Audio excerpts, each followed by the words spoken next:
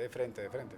Bienvenidas y bienvenidos a Por la Izquierda, nuevamente a través de vertvnoticias.com, como lo hacemos todos los martes y jueves a las 11 de la noche.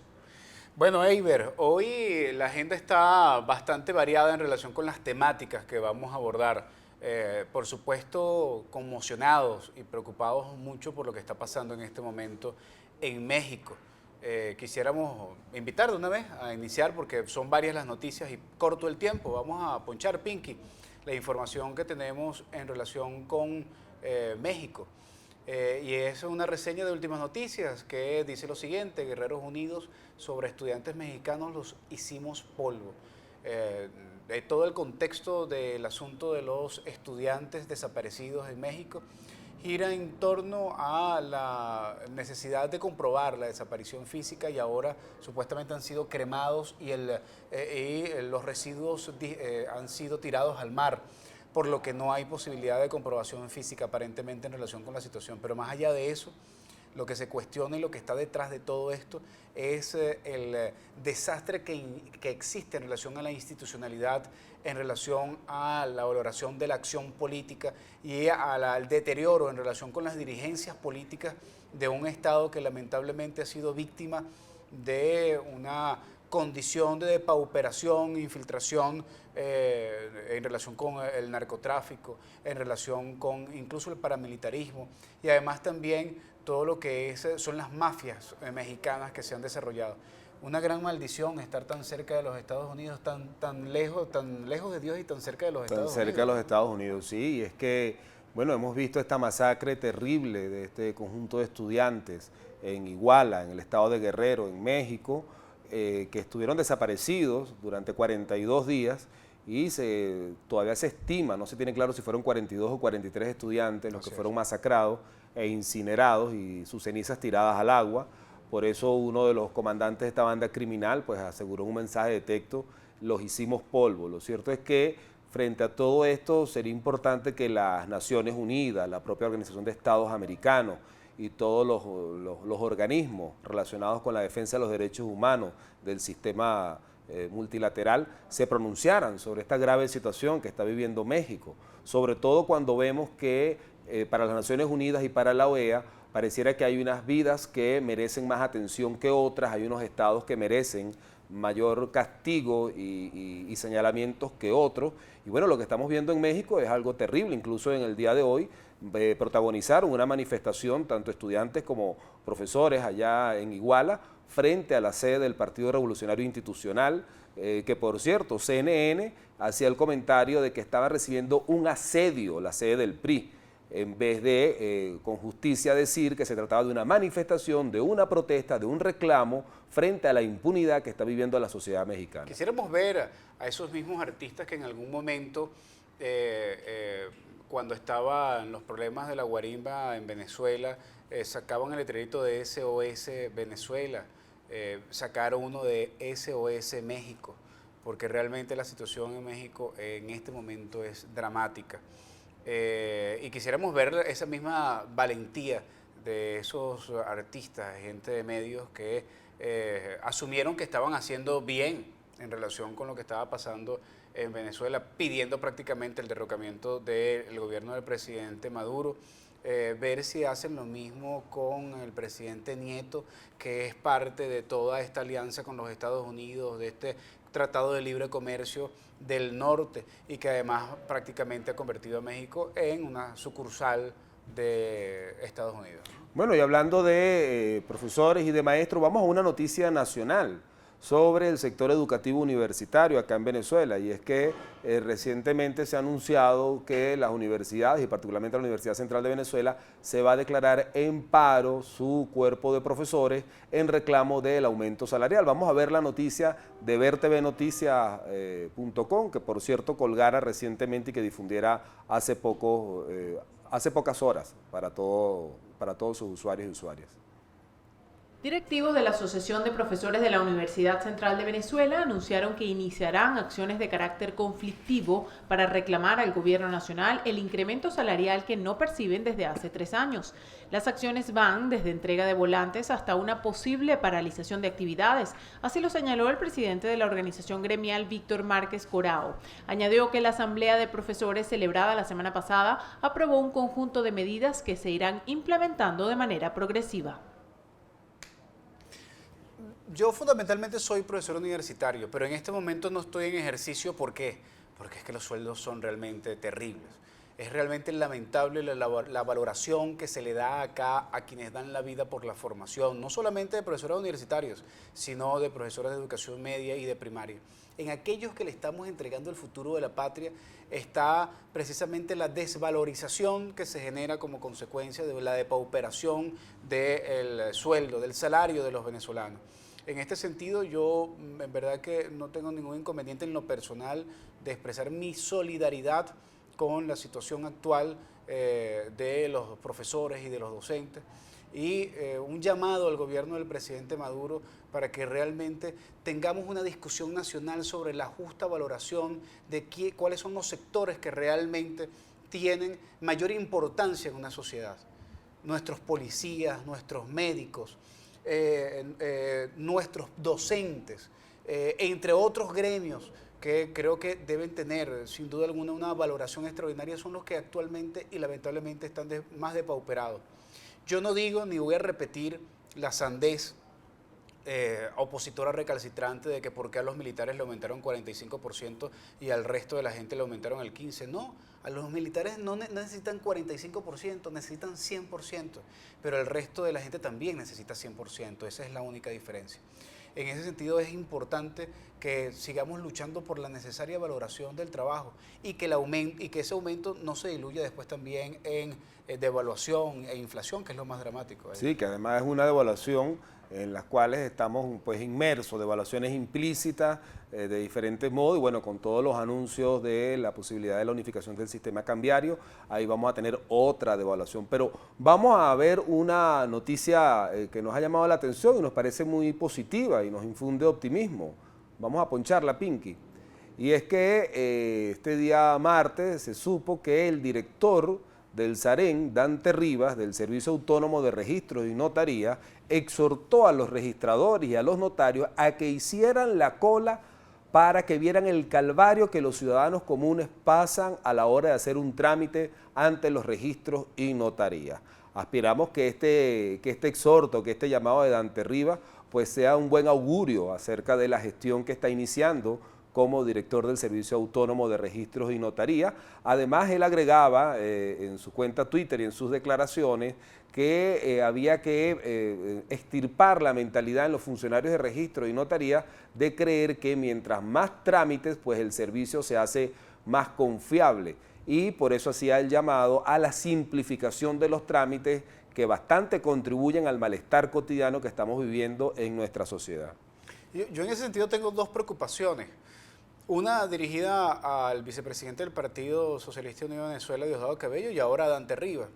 Creo que lo que están haciendo está muy bien en relación al hecho de que, por una parte, el vicepresidente del partido esté denunciando los problemas de corrupción a lo interno del proceso revolucionario, de la administración pública, y que además también esté señalando saboteo interno como consecuencia de posturas dentro de cuadros dirigenciales que, por cierto, el mismo gobierno es quien los ha puesto.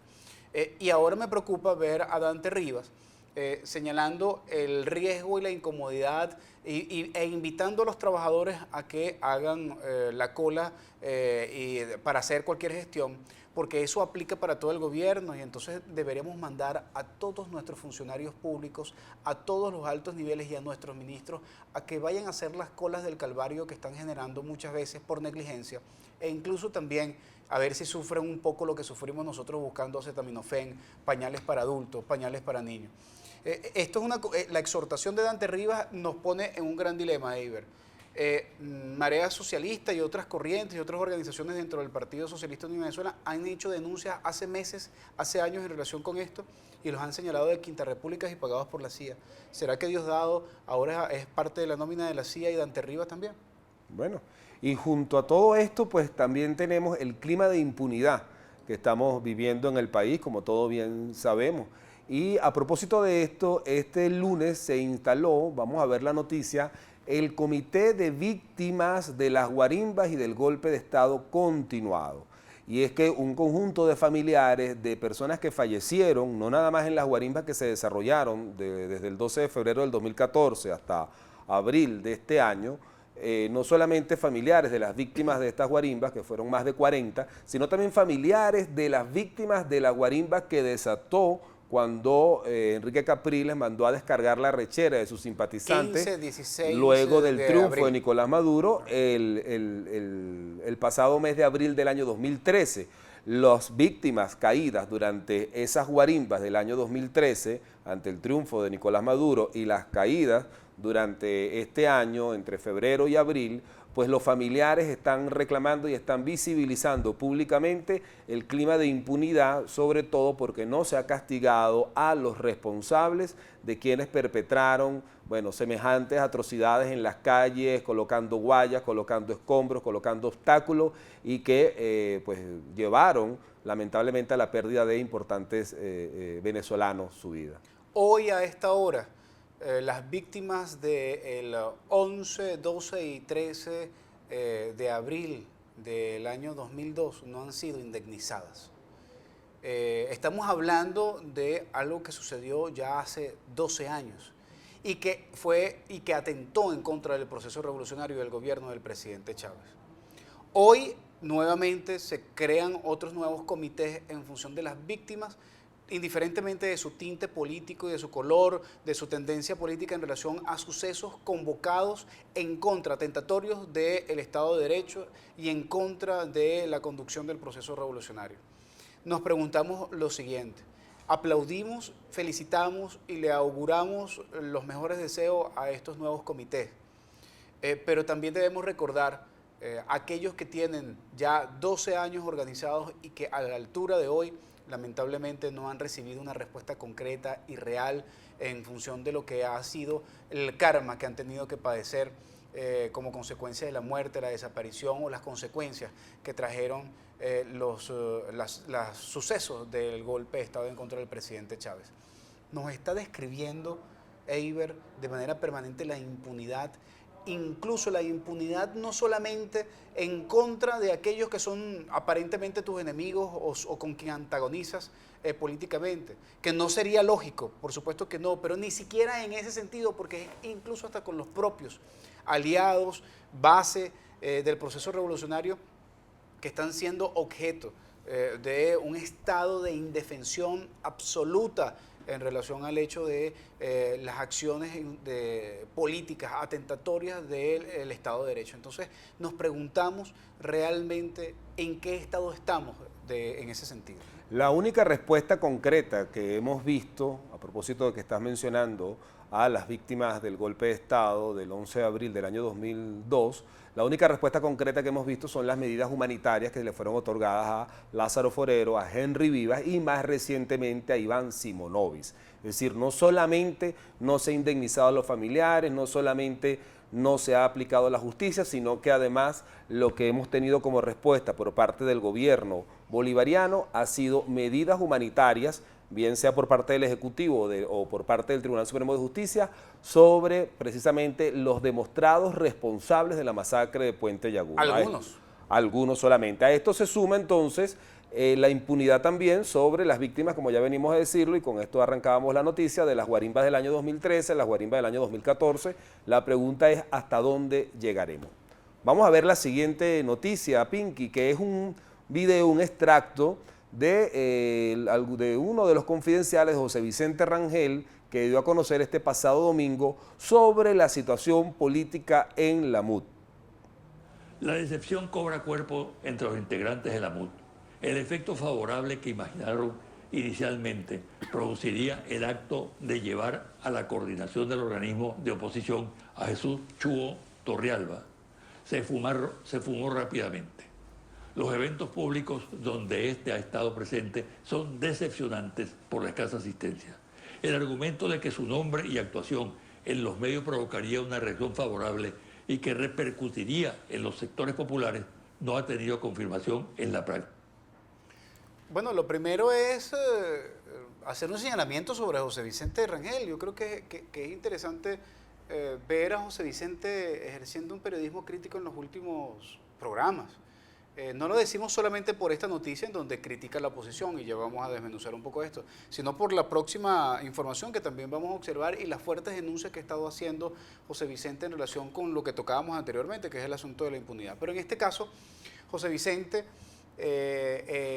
señala lo que nosotros advertimos en algunos programas, ya en los primeros programas, por cierto, por la izquierda a través de Ver TV, que es el hecho de la decepción que podía generar esa altísima expectativa por parte de la conducción de Chugo Torrealba, con esa aparente capacidad de contacto con las comunidades y con esa nueva agenda que podía refrescar una situación que evidentemente no ha podido refrescar. ¿Por qué? Y aquí yo le salvo la responsabilidad a Chugo. No es que él no haya tratado de hacer su trabajo. El asunto es que la componente que existe entre un sector de la oposición y el gobierno, la articulación que se está generando en función de parar cualquier tipo de conflictividad para garantizar una gobernabilidad que pareciera beneficiar la polarización y los sectores que están involucrados en ella, pues pareciera que no le beneficia mucho a Chugo Torrealba, que trató de venir con una agenda de mayor movilización y ahora no moviliza a nadie, como otras organizaciones de la oposición que tampoco están movilizando absolutamente a nadie porque no ofrecen ningún tipo de alternativa. Pero además de no ofrecer ningún tipo de alternativa, Chugo Torrealba representaba, digamos, una opción, un instrumento para que la oposición le llegara a los pobres, lo cual ya por adelantado nos habla de esta situación de escasa inserción de la oposición entre los sectores populares. Es decir, necesita un instrumento para llegarle a unos sectores que no forman parte de manera natural de esa oposición, y menos aún con un mensaje tan clasista y tan racista como lo hemos visto desarrollarse a lo largo de estos 15 años de gobierno bolivariano. Pero hablando de la oposición, vamos a ir con la siguiente noticia, y es sobre recientes declaraciones de Freddy Guevara, dirigente de la oposición, acerca de la recolección de firmas para la constituyente que están promoviendo María Corina Machado y otros grupos de la oposición. Dice, tomado del Nacional, Guevara: ya hemos recogido 400.000 firmas para activar la constituyente. Y es que resulta que, saquemos la cuenta, ellos necesitan algo así como 2,5 millones de firmas para poder activar. Un poco más, casi 3 millones. 2.800.000 firmas para activar el mecanismo constituyente. Ellos lanzaron la campaña para la recolección de firmas el 16 de septiembre. A la fecha de hoy han transcurrido 2 meses y solamente han recolectado 400.000 firmas. Y Freddy Guevara sale declarando que entre noviembre y finales de diciembre lograrán las 2.800.000 firmas recogidas. La cuenta no nos da, porque si en 2 meses solamente recogieron 400.000 firmas, ¿cómo es que en mes y medio van a recoger 2.200.000 firmas, ¿no? Claro, necesitan 7 veces lo que han recogido. Así que 7 veces serían, si son 4, 7 por 4, 28, sí, correcto, necesitan 7 veces lo que han recogido, o sea que necesitan 7 veces el tiempo de lo que han durado, con la animosidad que puede estar generando el hecho de que al final pues haya un bajón, un desgaste. El problema al final no es ese, el problema es que la argumentación de Freddy Guevara es que solamente lo está recogiendo Voluntad Popular. La pregunta es, ¿por qué lo está recogiendo solamente Voluntad Popular? ¿Por qué esa propuesta no ha terminado de articular a la Mesa de la Unidad Democrática? Pero además, lo peor, lo que está de fondo es que están recogiendo unas firmas que no son válidas. Entonces están lamentablemente engañando a la gente que... Porque así lo sentenció el CNE hace poco. Honestamente, esas 400.000 personas seguramente han intentado firmar pensando que pueden llegar a un proceso constituyente indiferentemente de las causas que puedan estar detrás de la motivación para poder firmar.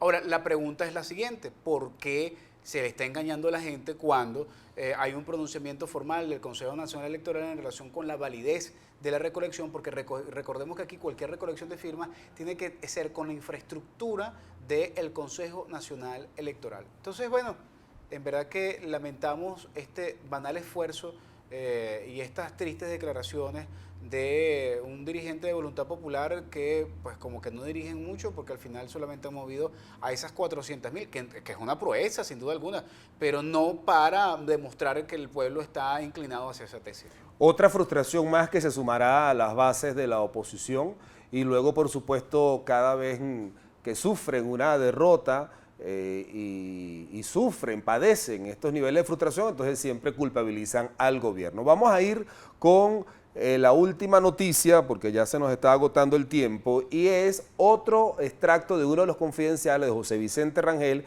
este pasado domingo sobre un tema muy delicado y muy sensible, que ya es la segunda oportunidad a la que se refiere José Vicente Rangel, como es la masacre de Quinta Crespo, tal y cual como él mismo la ha nombrado. Vamos a escuchar este extracto de José Vicente Rangel.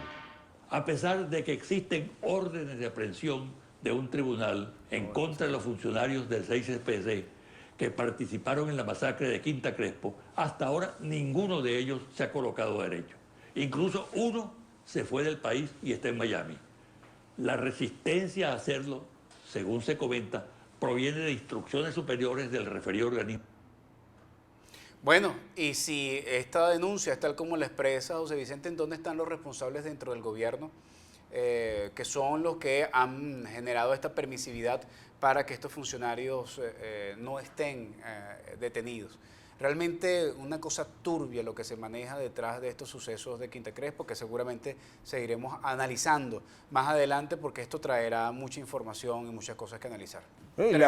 Terminamos y déjame hacer este último comentario. La pregunta que yo me hago es si se acaba de conformar una comisión presidencial para la transformación de los cuerpos policiales, encabezada por el diputado Freddy Bernal, ¿por qué no comenzamos por revisar, reestructurar e intervenir el 6CPC, sobre todo después de estos hechos tan lamentables y tan oscuros que todavía contribuyen más al gran clima de impunidad que se está expandiendo desde hace bastantes años y que se viene intensificando estos últimos meses en Venezuela? Habrá que preguntarle a Freddy Bernal.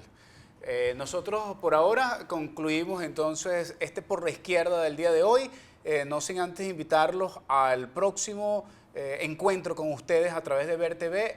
Recuerden, martes y jueves a las 11 de la noche. Al día siguiente, 4 transmisiones en diversos horarios y siempre tienen la posibilidad de optar por descargar el programa o verlo en línea a través de la parrilla de vertv.com. Nos vemos este jueves. Hasta entonces.